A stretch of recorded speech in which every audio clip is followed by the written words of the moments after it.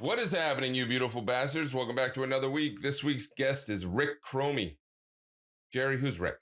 He's actually a cultural historian and a professor. But what we're specifically talking about in this episode is generational differences. So that's like boomers, Gen X, millennials, and Gen Z. And whatever comes after that. Whatever's going to come after that. Kind of what defines each one, what separates them, and the whole mess that creates. It kind of reminded me that Gen Z's just forgotten. Or sorry, Gen X. Gen X. Yeah. Gen X is just not there. Nobody ever thinks about Gen X because, I don't know, I think millennials view them as boomers and boomers view them as millennials. Mm-hmm. So they're just kind of lumped into both sides. But when you really think about it, and you'll hear a little bit more about it in this episode, they're not really that different from what I have termed a senior millennial.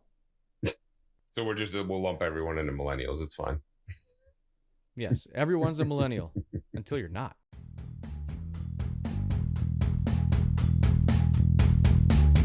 What is happening, you beautiful bastards?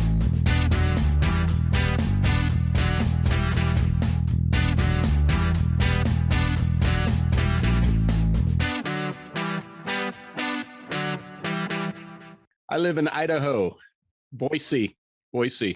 just outside of Boise. I've heard a lot of good things about around there.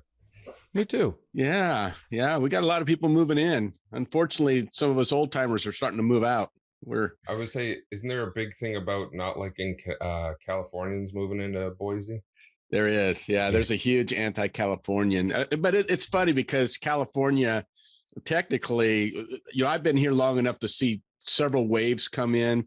Back in the early 90s, we had a wave come in, but a lot of it was Idaho people moving back. They had moved to California to make the big bucks, and now they're moving back. What we're getting right now is the retired set and the young set. Those two, the retired set where I live in a little town called Star. It's probably 80% over 50 years of age. As you know, it's just older people. It's a retirement community, but we have a lot of young people moving in. And that's the problem. California, if you can sell out, or if you can keep your job in California with your nice paycheck, move up here, it's just driving up the cost. Yeah, and that's what I've heard. Yeah, just bad. Housing and everything else you're going to become like Texas, California too. Yeah. Well, the house I'm sitting in, I purchased for $400,000 almost 2 years ago, coming up on 2 years. And right now it's worth almost $700,000. That's ridiculous. That's a huge difference. Yeah. 2 years? Yeah, 2 years. I've actually thought again about selling out, but the problem is, where do you go? Anywhere you go, it's going to be just as high. Yeah. Now you got to pay the other side. So yeah. Yeah. So you don't really make out. You just get a different house. Yeah. And I kind of like where I live, except for the property tax going up. But other than that. Has that been corresponding with the influx of new people too, or is that something totally separate? It's gone up, but here's the difference. One thing nice about living in a red state like we do, our governor, we've had so much money come in from property tax and because of the influx of people, the state taxes, we've literally had an overload of income on the state level. And we have what's called a balanced budget amendment here. I mean, that's part of our state constitution. You have to balance the budget. So we've got more money than we need. We filled up every coffer to overflowing. We've given all the raises to all the educators. We've done everything we can. And now we're basically getting money back. I got $1,000 check back from the state for taxes about 3 weeks ago. Yeah. So everybody's getting money back. You paid your taxes. So Jerry and I are both millennials, and we caught senior millennials. Yeah, we're senior millennials, if that's even a thing. And we caught shit for years for just being millennial. We were lazy. We didn't want to do anything. We were like, we got everything. now it seems like I think it's Gen Z is catching the flack on everything else. And I don't even what comes after Gen Z. Do we even have one yet? They're actually naming the new generation Gen Alpha, which is basically Gen A. So we're going back. Right. And that's one of the things in my book. I talk about my book is that we have got to get outside and beyond this alphabet naming game for generations. I mean, we have alphabet naming, but it never stays that way. Like it's always, we turn it into something else, and the alphabet never sticks. At least I don't remember one that does. It does. It has with Z. I mean, Z's been around since 1995, so that's pretty good. That's 25 years of sticking power right there. Millennial was a little different. That name.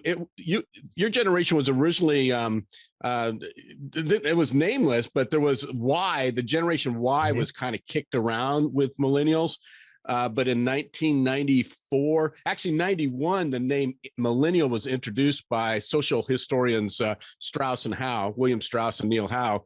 But then a few years later, they had a book called Millennials Rising. They actually named and really promoted that idea of millennials.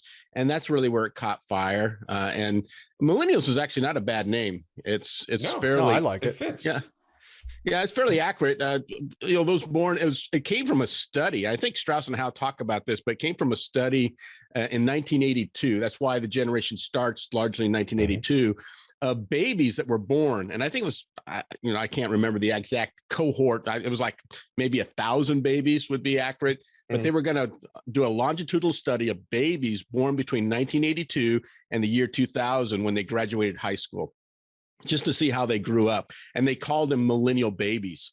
And I think that's what Strauss and Howe picked up on, and rightly so. And that's how you got your names. Yeah. I mean, as far as the generation goes, we've seen some shit. I mean, there are plenty of others that have seen some stuff too, but it seems like we're getting a wave of everything. We saw the birth of the internet, really, when computers started getting used widespread. We've seen 2 economic crashes now, a pandemic, maybe even 3 soon. Maybe 3. It looks like we're heading that way. So for a generation, we've seen some stuff. Yet we caught flack for a lot of years and just kept on chugging. But, you did catch flack, but let's also be honest. You were anointed fairly early as a generation overall. I mean, you were the baby on board generation. Back in the day, all those great baby movies that came out, Spy Kids and all those things that kind of anointed the kids as being something special and different. That was my generation. I'm Gen X, and just think about Gen X for a moment. We're riding around with an X mark as our generation. But we grew up as Children of the Corn, The Exorcist Child, Bad News Bears, Goonies. I mean, all the movies had negative stereotypes. Revenge of the Nerds. I mean, Billy Joel was talking about in 1980 that if you think too much and you're a nerd, you're thinking too much. It's just stupid. You shouldn't be doing that. Smart was not cool for my generation, and there was a lot of negative stereotypes. We were daycared more than any other generation, aborted more than any other generation. There are just a lot of negative demographics that are attached to Gen X. But the millennials got a culture. I call you the WWW generation because of 3 W's that define you. The first W is that you were wanted. You were a wanted generation, the baby on board generation. Secondly, you were watched. Millennials were highly protected from the beginning, and there were even right down to laws. You think about some of our laws that we have. The Amber Alert is actually named after a millennial child named Amber who got stolen by a parent. I mean, all these laws that came out, Megan's Law and such, those were all named after millennials. We have airbags in cars because of, especially on the front driver's seat, because a millennial was riding in the front seat and didn't have an airbag. So, I mean, there's all sorts of things that are connected to the millennial generation that are positive and very good. And finally, you were kind of culturally blessed and a worthy generation. You weren't just wanted and watched, you were also worthy. And it goes back to, you think about those participation trophies just for showing up, those type of things.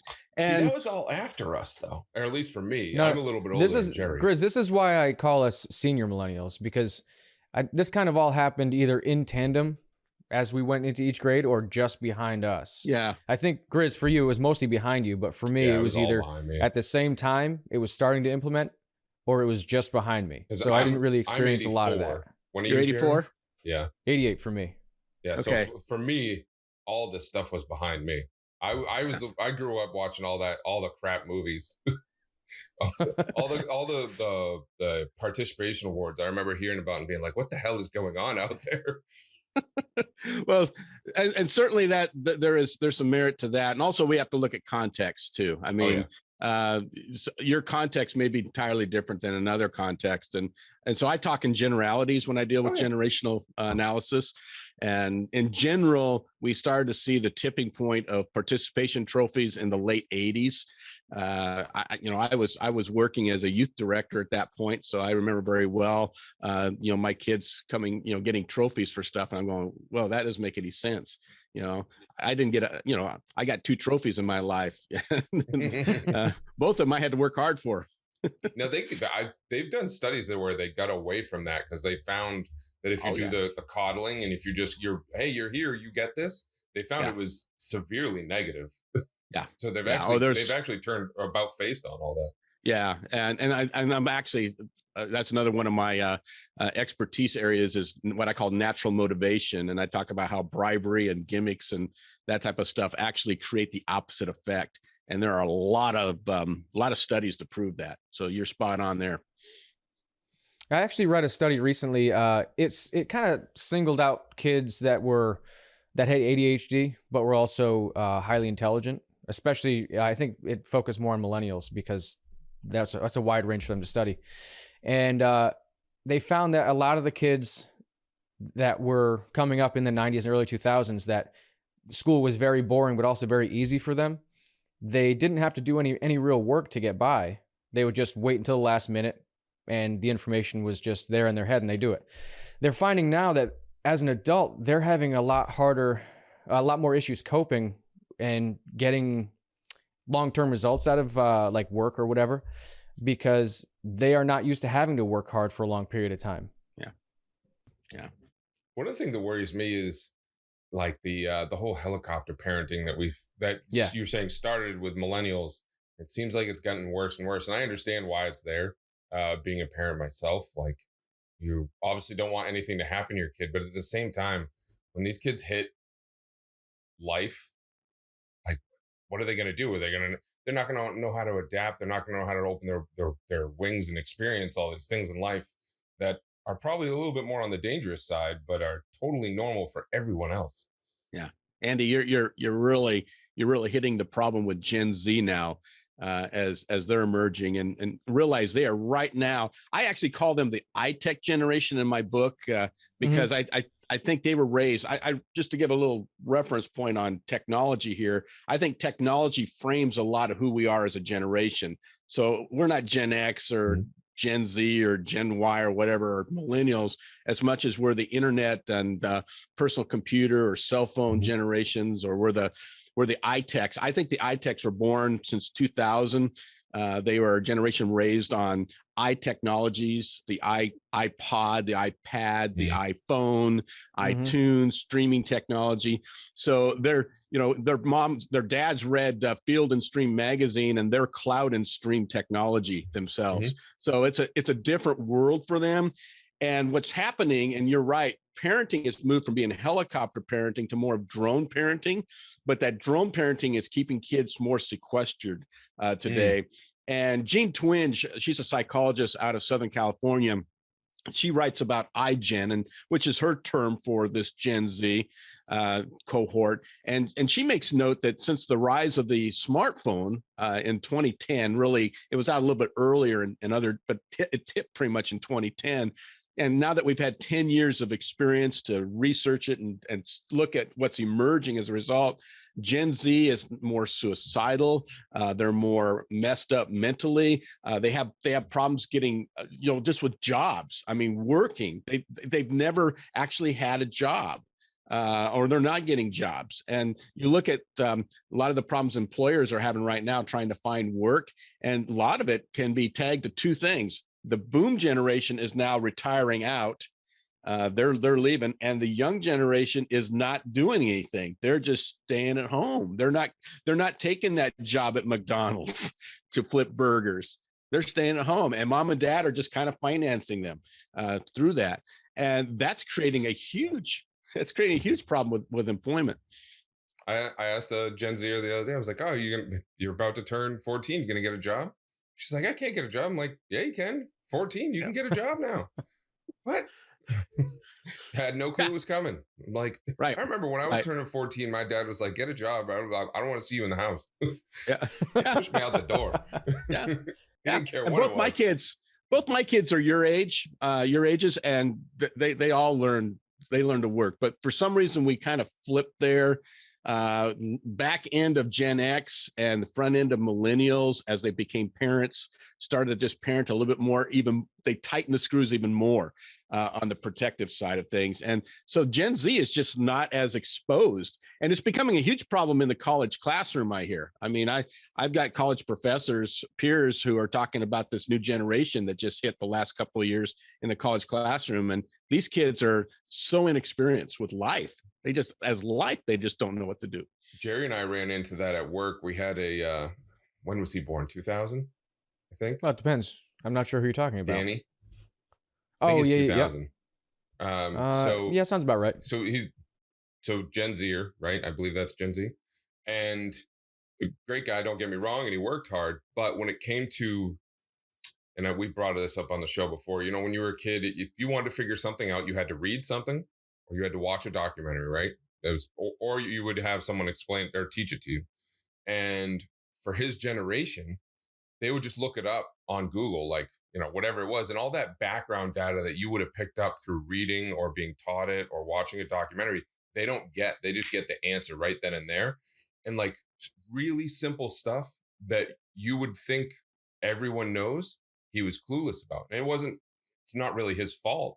And it's, again, not that he was a bad guy. He just never got the info, because everything he was, I type it in and there it comes. And that was it. It was interesting to see. Right. And that's the problem that schools are having, is because, for the last 120 years, really, about 120 years now, we've taught really through a mechanical industrial age strategy, where we've just kind of run kids through the conveyor belt to graduation. Mm-hmm. And we've just given them new knowledge to go. And as a college professor, I could tell you that, and I always told my students this, is once the internet became so commonplace, for me, I realized I couldn't keep up with that. I mean, there's no way that I could teach everything that I wanted my students to know, even in one semester or 4 years or anything. They can learn so much just by clicking and going to Google and other places, YouTube and such. So, for me, it's about critical thinking. We have to shift, and the educational system's still struggling with that, because they've been such an information dispenser. They're like Pez dispensers, just push the button and out comes the candy. And, we have to teach kids today how to think, and that's a different type of a process. Yeah, I often think it's almost like they need to be learning how to adapt to things and like you're saying, critical thinking or problem solving. And it's not creative, getting that too much, especially now with the distance learning stuff, where you might have the answer, but if you don't put it in exactly as the computer program is supposed to see it, they mark it as wrong.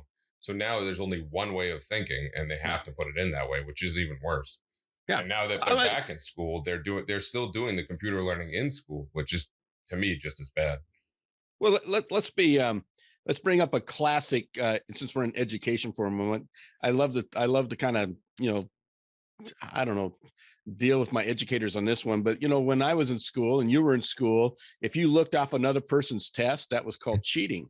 Mm-hmm. And you got reprimanded. You could get kicked out. I almost got kicked out of school for cheating. When I was in college. But plenty of people have it. Yeah, but when you get into the real world, getting the answer in that way is called creative collaboration. It's true. Yeah, that's true. We're collaborating, and that's what we don't teach kids. We teach them that only they have to find the one right answer, and they have to come up with it on their own. And that's not a skill that's going to work for you too well when you get out into the real world. You got to know how to deal with people and communicate and, collaborate. Now, speaking of communication, I I think millennials probably have, going back to what you said earlier, where we're the anointed generation. I think we also have a benefit where we were born before this technological revolution, and we were we grew up through it. So we know what life was like before and after it. So we have that dual experience.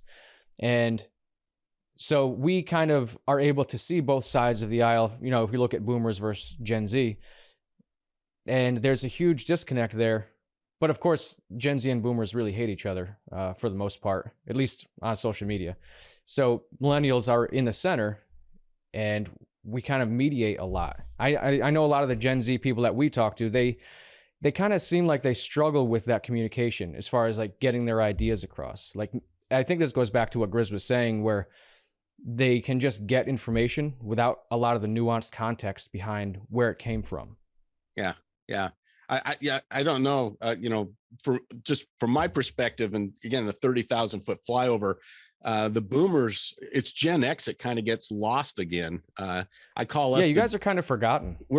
I call us the Jan Brady generation. If you're a Brady Bunch fan, you got the Marsha boomers, Marsha, they've been a big generation from the beginning. And then you got precocious Cindy. Everybody loves Cindy and her little Goldilocks look. That's the millennial generation. In the middle is Jan, and she has no identity. We're called X again, but the boomers right now, you're talking about the disconnect, and you see it. And we started the show by you talking about how you've been slandered, if you will. Millennials have had bad tags put on them and stuff.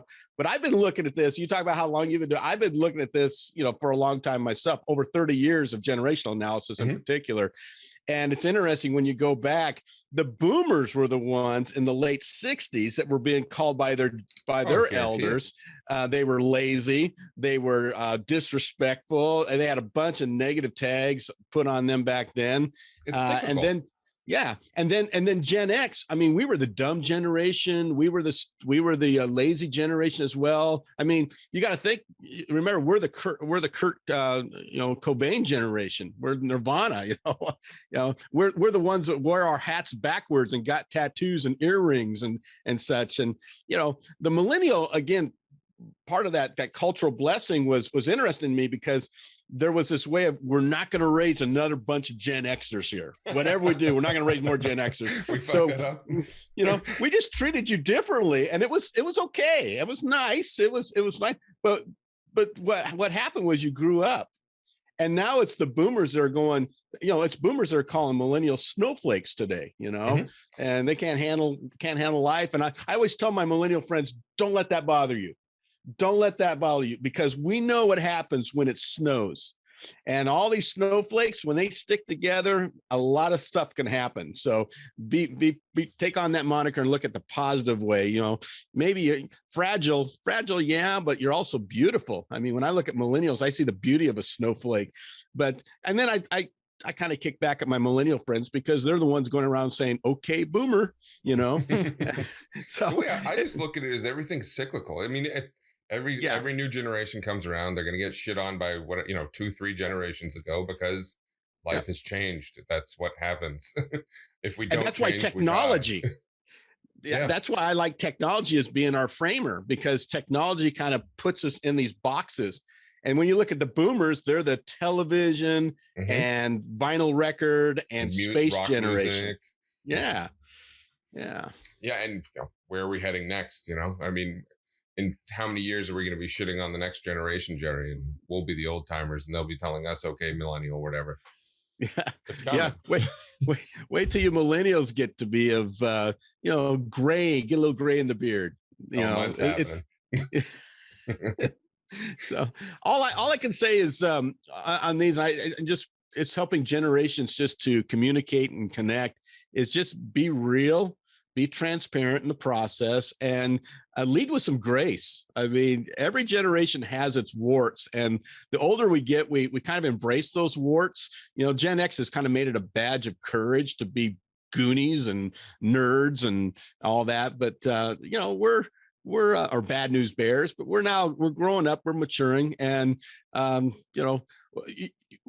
it's interesting. And I also, you were talking earlier about how your generation has hit a lot of bad moments. And that's actually true. Every generation has experiences. When you think about, but your generation in particular has had some really terrible moments. You know, it's not just the recessions and such, but the Great Recession, but also, you know, think about Columbine. You know, that was the first big school shooting in America was Columbine, and it was actually done by 2 Gen Xers, by the way. The kids that were killed were millennial kids, but the two that did, Dylan Klebold and Eric Harris, were both Gen Xers. As far as I think they were born in 1980 or 81. Yeah, there was somewhere on there. Yeah, yeah. I remember I was in, I think it was my freshman year. Yeah. So your generation has gone through some serious stuff. Yeah, I mean, we've had Columbine, we've had 9/11, you've had marathon bombings, you've had we've seen some stuff, 2 wars or more. Depending on how you went through those. You went through those as kids, you know, and as young adults.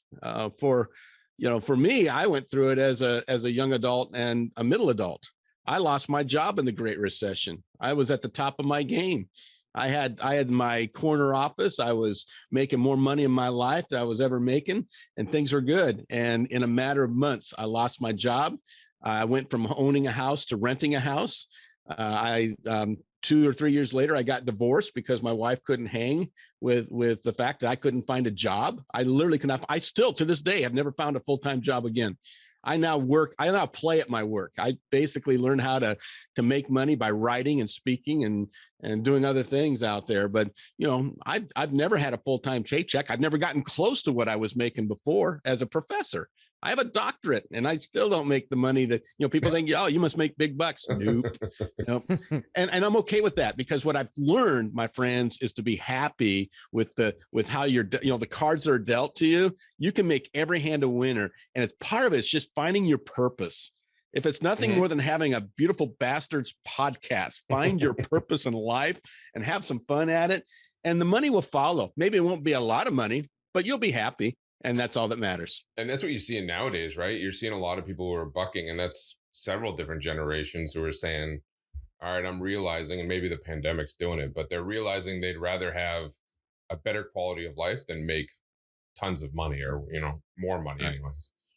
Right. And I think that's where the millennials are kind of riding the ship too. They're recognizing that, you know, as you're growing up, you're seeing the value of family. And because you grew up with a little bit of that more value. You know, again, think of the TV shows that you watched. You know, everything from Home Improvement to they were all about the nuclear family. Yeah, they were more nuclear. You know, Cosby Show, that was big there too. Full House. Yeah, Full House. Although I still haven't had anyone peek over my fence and not seen the lower half of his face ever, though. What was that dude's name? I don't even remember. Wilson? Oh, yes, Wilson. Wilson. Yeah, Wilson. Yeah. The same guy that was the volleyball in Tom Hanks' movie about getting stranded on the beach. Castaway, yeah. Wilson. What a great name. His face up. But I mean, it's interesting that that you're right, though, that all the technologies and whatnot really do shape the generations. And I mean, it's technology, it's also entertainment, right? Yeah. Because I mean, if you look at the comedies or the movies that shaped your generation, and you look at the ones that started to shape ours, I mean, Gen X is, from what I hear, is getting a shape that they have really dark humor. And then if you look at millennials, at least with my group, it's always been slapstick and moved into a little bit of something else. I don't even know what it is. And nowadays, I don't even know what the hell they're looking at. Yeah, we're the Animal House generation. Exactly. You know, National Lampoon's, whatever, you know, all those. How many movies did National Lampoon make? I mean, it must be a zillion they made. They were still making them. I think they're still making them. Yeah. Yeah. They're still making them, but they're not doing what they did. Yeah. Well, you know, here's a good example though. Bad News Bears. The Bad News Bears was a hit movie for my generation growing up in the late 70s. Big movie. They redid it for the millennials. Maybe you remember Billy Bob Thornton was the coach or whatever. Yeah, I don't think I ever even saw it. It bombed. I saw it. It wasn't good. Yeah. Yeah. Bad News Bears bombed with the millennial generation because I don't think the millennial generation could relate to being Bad News Bears. They can relate to being Spy Kids. There are a lot of other things that they could relate to. You could relate to, but it wasn't Bad News Bears. Yeah, no, for me, it was all Dumb and Dumber. That was the one that shaped my my comedy. We still quote Dumb and Dumber. That's a Gen X comedy right there. Dumb and Dumber. Is it? I thought Dumb and Dumber was what, 93? 94? But it was think about the Dumb and Dumber motif and oh yeah, Jim Carrey, classic Gen Xer. That's a Gen X comedy. For me, I'm right on the line between Gen X and millennial. So for me, everything's just a mush. Yeah, which again is why technology works. In my work, what I do is I don't have generations stacking up right after each other. Mm-hmm. What is the classic millennials are born between 1982 and 1998 or whatever. I think those frames are too hard. What I do like the idea of 20-year expanses. I mean, that makes sense because we tend to have, if you look at developmental psychology, we know that we have, the first 20 years is youth. The next 20 years is young adulthood. Between 40 and 60, middle adulthood, and 60 and older, that's older adulthood. That makes sense. And then you do most of your reproduction of the next generation between the ages of 20 and 40. So 20 years works for me. In the book, I make a strong argument for that. But when it comes to the technologies, I think they overlap. The space generation was anybody born between 1950 and 1970, but if you're the cable television generation, you're born between 1960 and 1980. So those generations, they overlap in my thesis and in my theory here. And I think that makes a more dynamic way of looking, so Andy, what year were you born again? 84. So that would make between being born in 1970 to 1990. That is that's the cable television generation there. And so cable television was a big part of your motif. And then being in the 80s, that's the PCCP generation, personal computer, cell phone. So those three technologies are what you grew up on. Interesting. I mean, yeah. For me, I didn't have a cell phone in high school. We had pagers. I remember that. That was obnoxious. That was quick in and out, thank God. But those are all the drug dealers. But everyone had a pager. I don't care, even if you're a drug dealer or not, everyone had a pager. We were sending messages through numbers and everything. Okay. And that's when you had payphones still everywhere. Collect calls were still a thing. But I mean, I was overseas for a while in the 2000s, so I didn't have an actual cell phone until like 2007, 2006, somewhere around there. And most of us, our first cell phone was a family cell phone. See, I bought one cell phone and the family had it, and sometimes we gave it to one of the kids. Sometimes I had it, everything was still landline pretty good. When I moved to Boise in 2007, we got rid of the landline and we just bought everybody phones. Yeah. And the landline's now pretty much dead technology. It seems like only businesses really have those now. Yeah. That are boomers, right? Because my parents are born 48 and 50. They still got a landline. Yeah.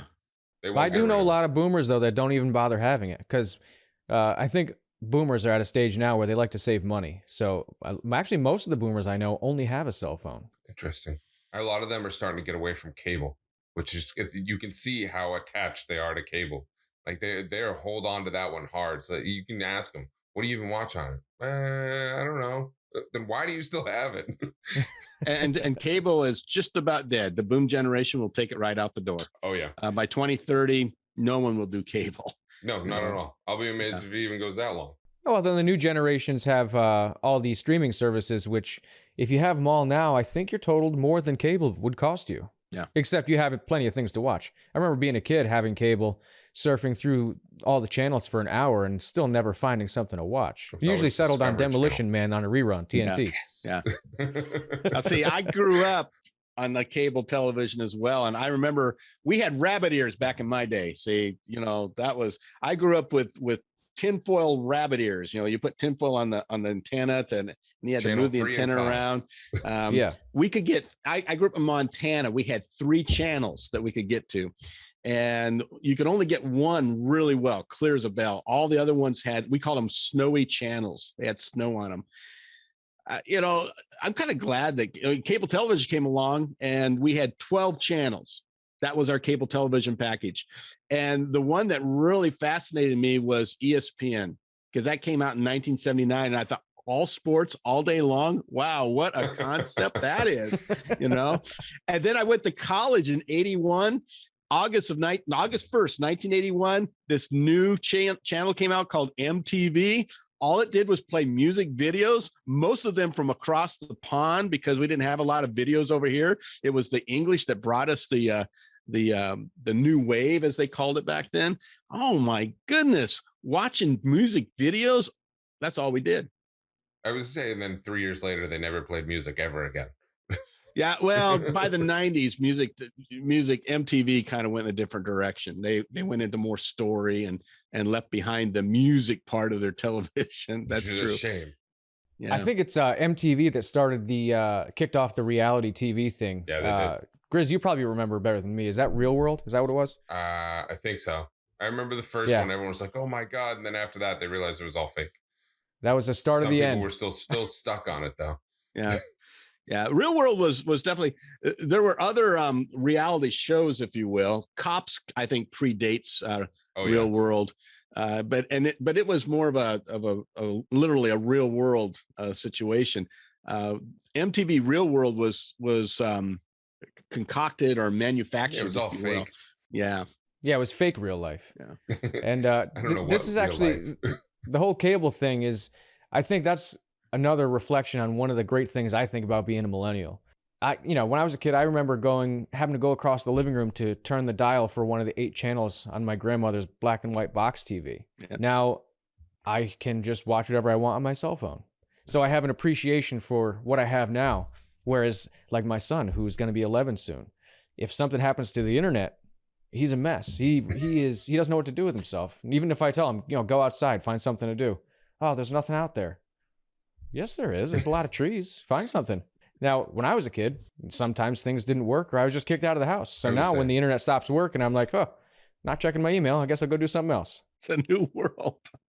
But that's the thing. Like I said, back in the day, like when we were kids and your mom either was tired of you being obnoxious or loud or whatever the hell it was, or the cable wasn't working or whatever, they kicked you out of the house. Go outside. I don't care what you do. Just go outside. Yeah. And it didn't matter where you went.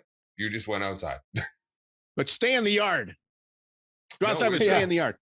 They didn't tell you that? Highways.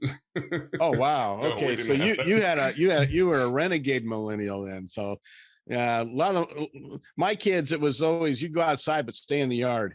Yeah, no. I kind of kept like a 5-mile radius around my house. It was like we had a couple neighborhoods we could travel, but it was once the lights went on in the streets, you had to head back home. Oh yeah. Yeah, we had that one too. We didn't have that as Gen Xers. They let us, we ran without bike helmets. I mean, bike helmets, that's another millennial thing. Yeah, that is. Nobody cared about us getting hurt. We didn't have seat belts. They just they get in the back and hang on was kind of the rule. Yeah, that was back when you could still ride in the back of a pickup truck. Oh yeah. Growing up in Montana. In Montana, when you were 14, you could get a driver's license because they needed you in the fields. Mm-hmm. So you had 14-year-olds driving cars around town. Yeah, I guess I could. I remember at my first job, I did I did tree work, and at the end of the season, they let me go, and they were like, "It's because you don't have a license. We can't give you a truck and go anywhere." So I was like, "All right, fine, whatever. I'll move on." Now, I wanted to ask you earlier, just to bring it back a little bit, when we were talking about all of the events that happened specifically for us in the United States over the course of the millennial lifetime. And for us, it was a big deal because a lot of these things happened at specific milestones in our lives that derailed a lot of progress. But yeah, actually, before talking to you, I never really heard anyone mention that it also happened to Gen X. Because as you know, you guys are kind of forgotten in mainstream media. And this kind of puts into perspective for me that it affected you guys too, because you said that you had hit a new milestone in your life right before that crash, right? Yeah, that's part of the reason we have this jadedness to our generation.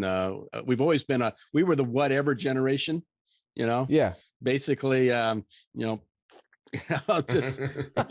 just let us be. And I mean that I'm a fairly religious guy, so I kind of, there's a lot of sensibility to me that, I don't get too wild, but I ride motorcycle without my helmet, and people all the time say, put a helmet on. I go, heck no.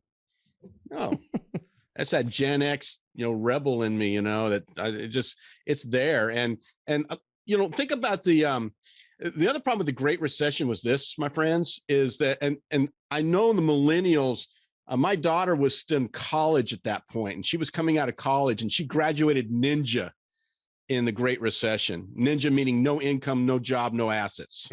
Right? Yeah. She graduated ninja. Where I was. That's right. And she worked for not Taco Bell, Chick-fil-A, and she worked for a couple box stores and call centers and things like that. And she never did find a job in her area of what she studied. And so she became a prison guard. And she got recruited to be a prison guard, went through police training, and married a guy that she met who was he was a prison guard too. I like to say she met him in prison, but it wasn't in prison. She met him. But anyway, that's always, it's an interesting story, and they're doing fine right now. And I think your generation is doing fine. But for me, here's the problem.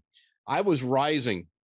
And at the Great Recession, when that hit, I was coming into middle management, actually upper middle management. My job, or where I was headed, was I wanted to be an academic dean or president of a college someday. And so I was moving in. I had just moved in. I was the executive director of a local campus, and I was moving up. And when the Great Recession hit, it knocked me down. And what happened was middle management got eliminated. And all these baby boomers that were all set to basically retire and give their jobs to me didn't retire. No. They couldn't retire. They still haven't.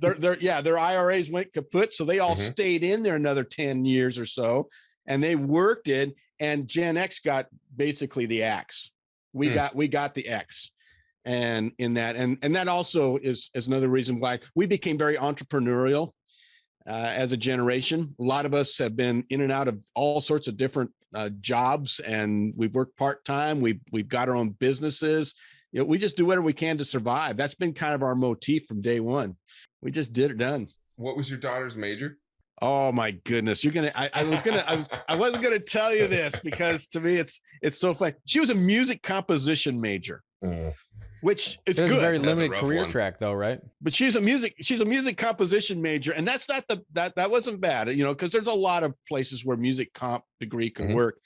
Her problem was she had to major in a particular musical instrument. And I remember when she chose it, I went, what? Because, I'm thinking guitar, piano, maybe horns or something like that. My daughter chose to major in handbells. And handbells? I don't know why. She claimed that, in her defense, that there were plenty of jobs out there for people who did handbell composition. Was there no one at the school for guidance there? Well, yeah, that's right. That comes back to how she was advised, but I won't go there. No, I have a buddy, a good buddy we have on the show here. He did a major in history, and it was okay, we'll see where that goes. He has nothing to do with his major at all anymore. Yeah, his major he got because once he got out of school, he said, "Screw this," and went abroad and learned how to speak other languages, and now he works basically with relations, which that's the only reason he has a job. If he was relying on his major, he'd be screwed. Yeah, but there's plenty of people like that. And see, I love history. I love history. I teach history. I'm a cultural historian, and I don't have a history degree. You don't need a degree in history to be a historian. No.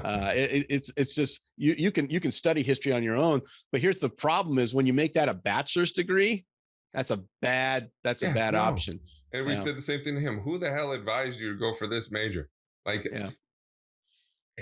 No, it's not going to work out for you. And as far as generational differences go too, it seems like they're getting more specific. I actually, this was a number of years ago now, but it was someone who was Gen Z who was actually, I think it was at Yale, because I used to have to go onto their campus as an outside contractor, and I was asking him what his major was, and he was getting. It was an elevated degree beyond a bachelor's. I don't know how far he planned on taking it, but it was specifically a degree in Japanese culture. Yeah. And so I was like, well, that sounds interesting, but what are you going to do with it? I'm just going to teach other people about it. That was his only career track. But I see a lot of younger people being ultra specific like that. Whereas Gen X and before, you had a broad degree that could do a lot of different industries. And it's kind of, we didn't have those choices, and you're spot on. It's become so niche anymore. Education in the very beginning. Do you know what the degrees were at Yale, Harvard, those Ivy League schools? Business and law, pretty much, right? There were only 3 degrees: law, medicine, and clergy, theology. That was it. You either went and got lawyer, doctor, or minister. Those are your 3 options. Now it's insane how many they have. And I think that's actually, it's kind of like a double-edged sword, because it's kind of to a detriment to the individual student that they're so specific with a degree. But there's also a lot of industries that are asking for something that specific. But you kind of get yourself stuck. There's not a lot of range of movement in your career if you go that direction. Here's the bigger problem, is that because of the way technology and life and culture is moving so quickly these days, that by the time you hit your second year of your major, everything you learn after that's going to be obsolete by the time you graduate. What are you doing? So many people, when they get out there, it's like, yeah, I did it for like a year or 2, and then it just became management. Yeah. So everyone should just get a business degree. Yeah, and that makes some sense. A good solid business, or if you're going to do something in the like a bachelor's of English is a fairly easy common degree with lots of ways you can go. But I always say, if you want to specialize, do that in your graduate work. Specialize in, get your master's in history in an MA, Master of Arts in History. If history is your thing, then you'll open up your options for you. But yeah.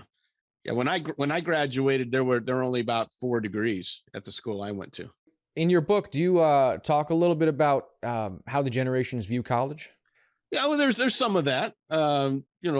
Obviously, college has changed a lot as far as because it became something that you had to do. In many ways, college today is high school part 2.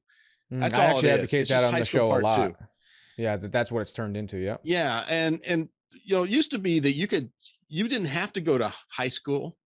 My grandmother, she actually left school when she was in 7th grade. A lot of people in my grandparents' generation didn't even finish high school, didn't have to. You could work a good job. You learn the trade either from your parents, what they were doing, or you learned it just by going out and doing it, these skill trades, and you moved up in whatever work you were doing. My grandfather climbed poles for a living. He was a telephone lineman. And he just learned how to put in telephones, and he was very good at it and built an entire nice career out of it.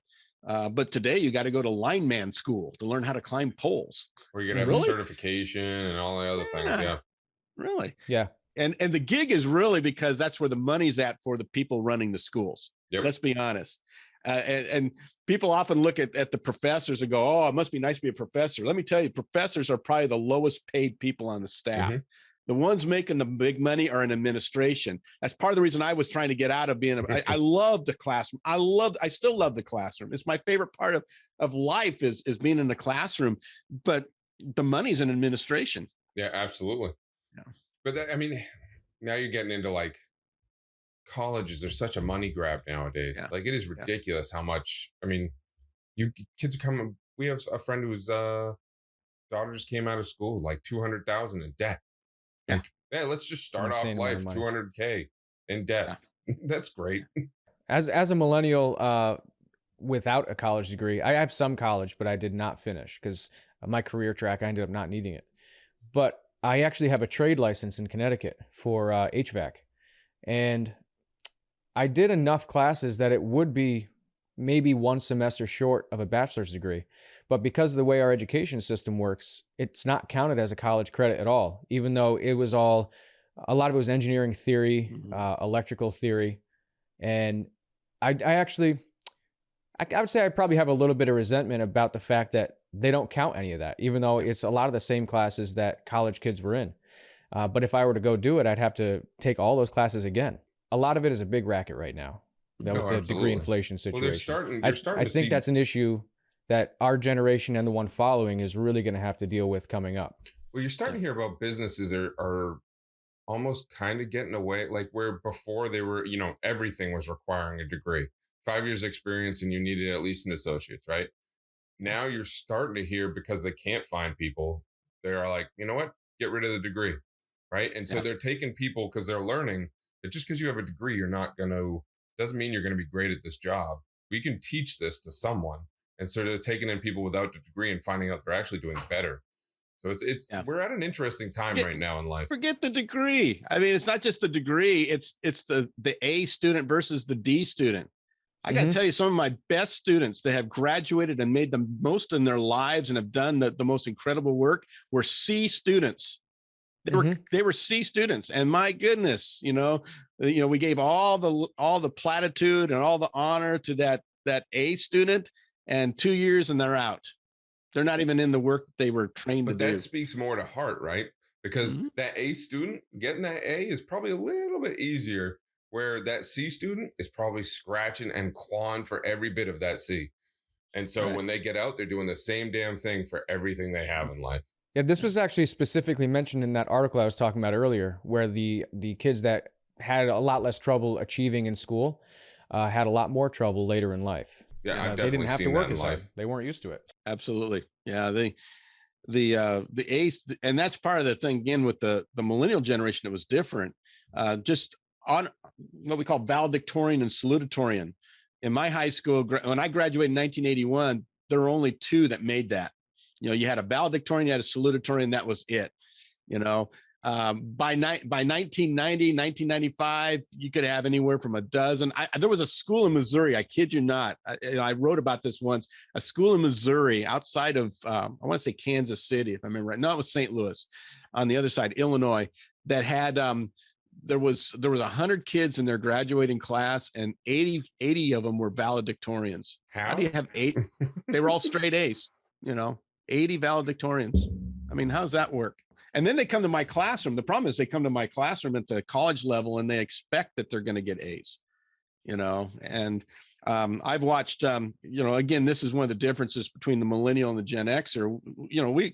Grades were just evaluation tools. And I'm probably a little bit of a hard ass on that myself as a professor, but to me, if I give you an A, it's because, man, you're doing exceptional work. If I give you a B, hey, that's good, above average.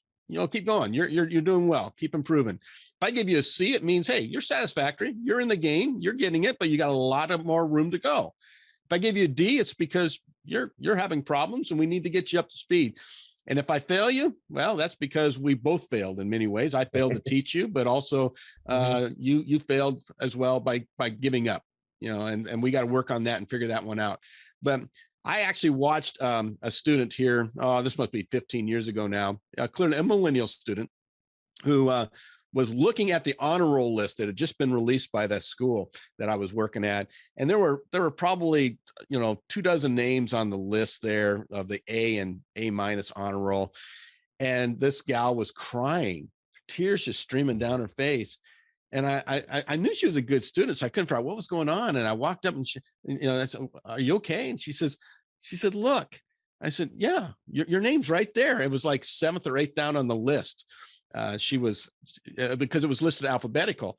She said, "I've never been 8th in my life at anything." I said, "It's an honor roll. You're an A student." She says, "I know." I said, "So it's your last name that's the problem here."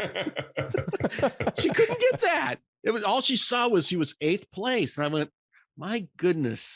At that point, I just wanted to give her a participation trophy, but that's an interesting one.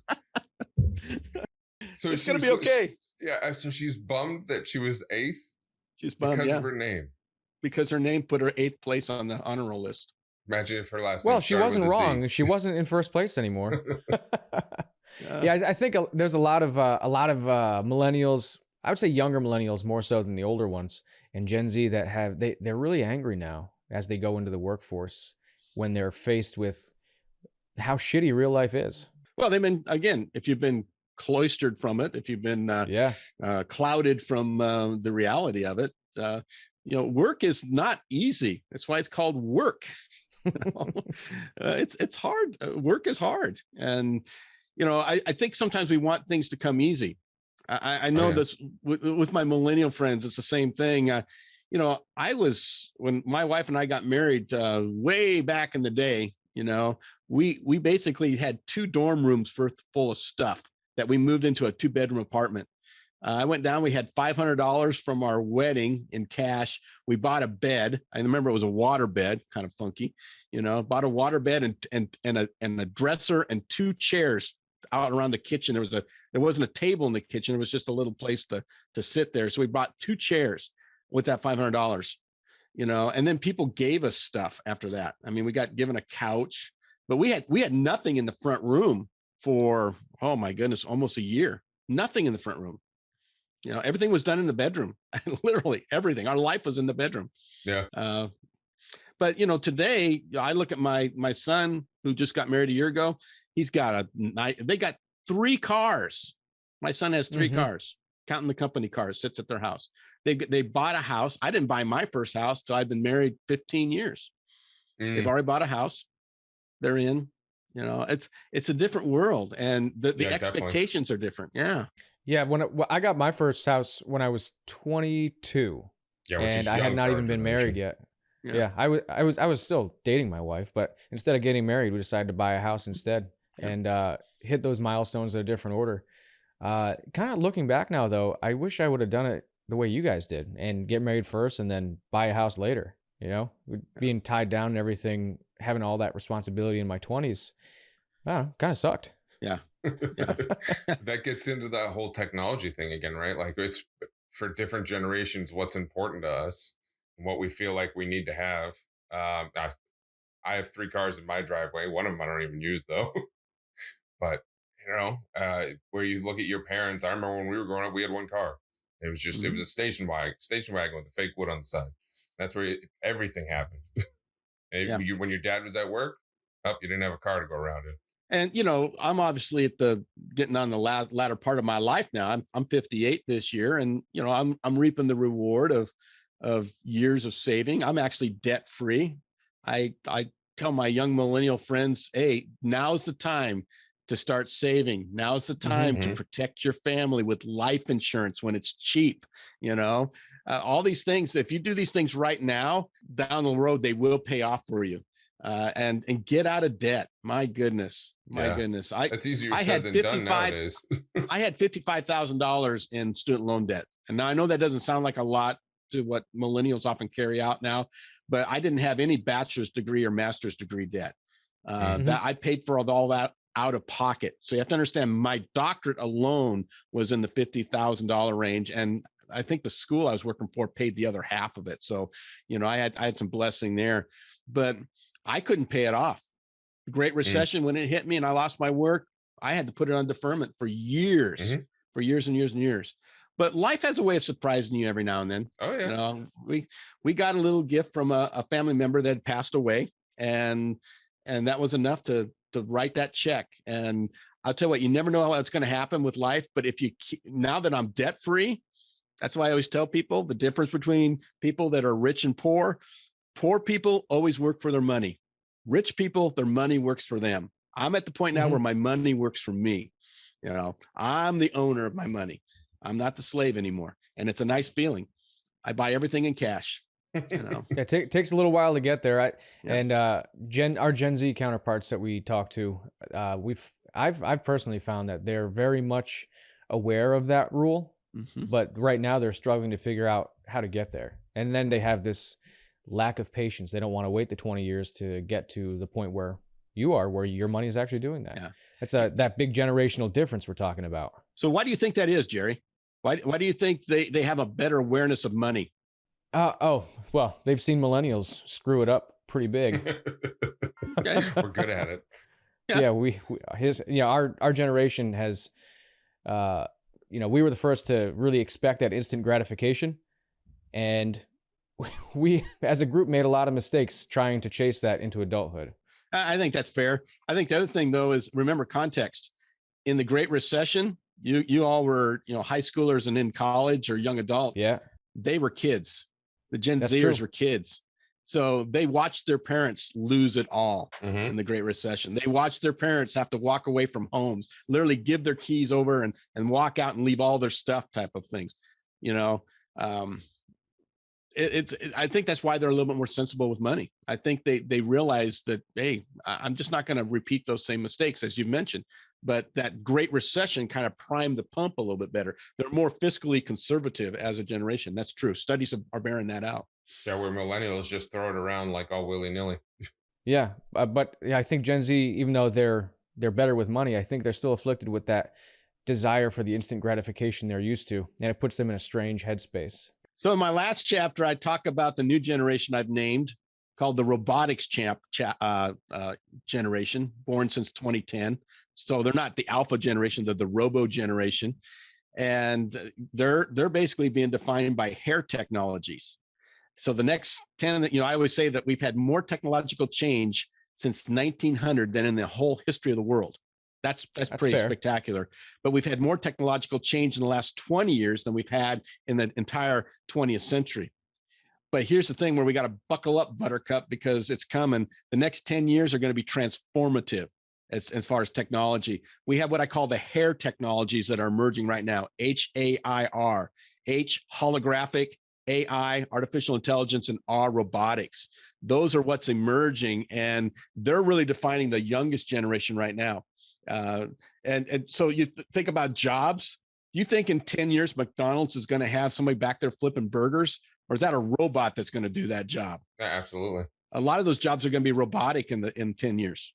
Yeah, absolutely. I totally agree. I mean, you're seeing it now. You're seeing robots popping up all over the place. And especially right now is when that change is going to happen. When they can't find anyone to do the work, because either Gen Z or millennials don't want to do the, those tasks, they're going to put in a robot easily. Yeah.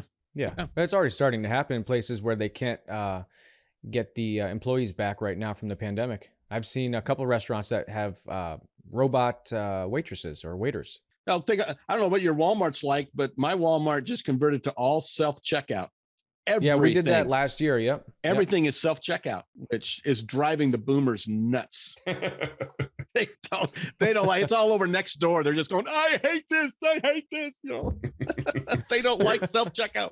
I mean, we're not there yet, which is amazing. We still have, I don't know. I'm near cities though. Like if you go in any direction for me, there's some pretty big cities. So they still keep, I find if you're near a city, they still keep the actual tellers there for like EBT cards and stuff like that, or WIC programs or whatever. You can't go through the self-checkout with that crap. Right. Now, but all these low-skilled entry-level jobs are disappearing.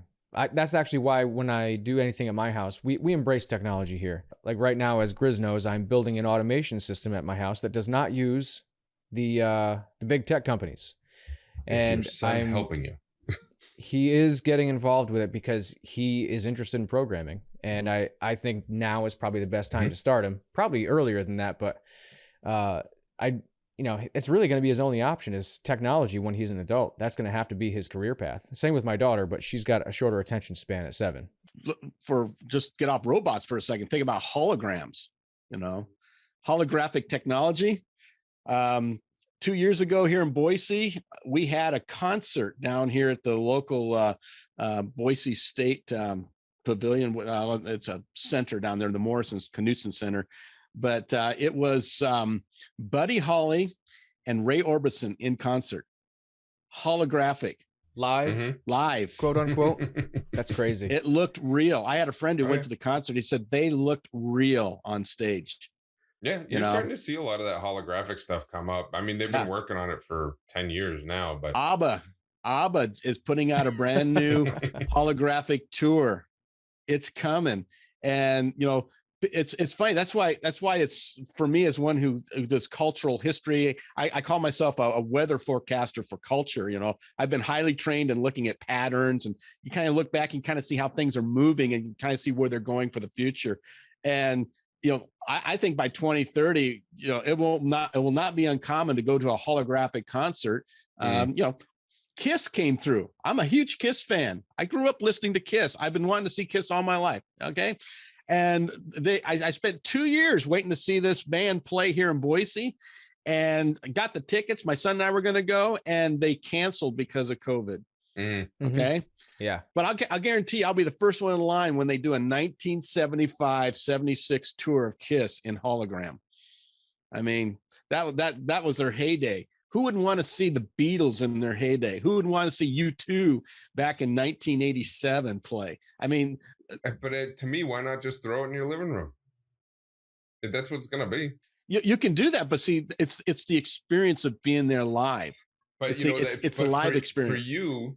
You experience it live, where nowadays a lot of the new generation won't be doing that stuff. So it's going to become just, you know what I mean? Just like going to the movies is dying off and they're just watching it in their house. It's going to be the same thing. Don't you talk like that about the movie theaters. They're not going anywhere. Jerry holds a near and dear to the theater to his heart, and it's going to die off at some point. He's going to be very sad. I'll die with it. Well, and the reason for that is because that is a very linear type of a movie is a production, a presentation. And, you know, it might be true for holographic concerts. I could be wrong on that one. I know I would just find it interesting, but think about live sports. They're not seeing a decrease. COVID, you know, it's the opposite. They opened up the stadiums and everybody came back in and mass. They you know, it's just, so I don't know. Even though we spent a year not watching sports on television, it didn't matter. Once the stadiums were open, we were back. So I think that live experience is still going to be a very big draw. Different from a movie. A movie's not a live experience. No, it's totally. Listen, I could be wrong. And some things I think will hold on. But some other things, probably they're going to be things that we would never think of that's going to die off just because other generations could care less about it. Like cable, if you had asked me 20 years ago, if I thought cable was going to die off, I'd be like, hell no. Why would cable die off? It's booming. It's everything that people want it to be. And now it's dead. It is literally on life support. Satellite's not far behind. Yeah, I'm amazed satellite's not dead. The only reason satellite's not dead is because of people in the middle of nowhere. Which is what cable television was invented for. Did you know that? No. Cable television. In my book, I talk about the whole cable television phenomena. I was surprised in the history. It was really developed for people who are in rural America. Because if you lived in the cities, you could pick up the television station with your antennas. If you lived away from the cities, you couldn't. So they developed cable television to go into the rural culture. And now that's the culture that's going to be, you know, it's not, they moved to the dish. Yeah. Mm-hmm. So I remember going through Maine when I was a kid, and you'd see a dish on every building because they didn't have cable. The only way they could get anything was dish. I swear to God, outhouses would have a dish on it. Like, you're like, what the hell's going on out here? But now, I mean, that's the only reason that stuff's staying alive. Everyone else can. Well, we're going back in the direction of that sort of revolution with Starlink, because they're trying to get. There's actually multiple companies now trying to get their internet infrastructure up into space. Pretty soon, we won't be able to see the sun. They'll have to do a hologram in the sky instead. Is Starlink the Google one? No, Starlink is Elon Musk. Oh, I know Google's already got all of its stuff up there. But they were doing the same thing, Google Fi or whatever. It's all growing, though. It's all growing. And Google Fi is growing, too. I know a couple people that switched to it. And it's incredible because you could be in the middle of the desert in Arizona, and once this is all up and running, you'll still have full high-speed internet. I mean, we've already got the 5G injected into us, Jerry. What do we need satellites for? I got 2 shots. I have double the 5G.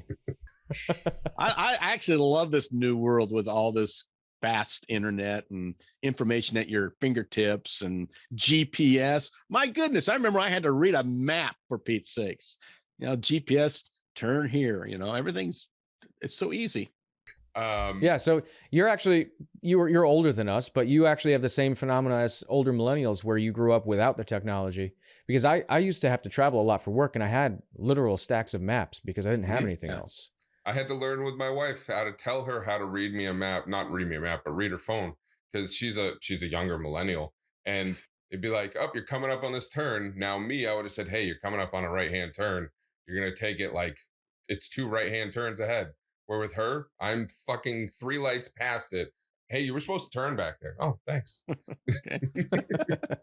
they're used to it. They're just used to the GPS telling them, hey, take it right here. All right. And your GPS, sometimes you go, have you ever driven right past where you're supposed to turn? The GPS is late telling you where it's at.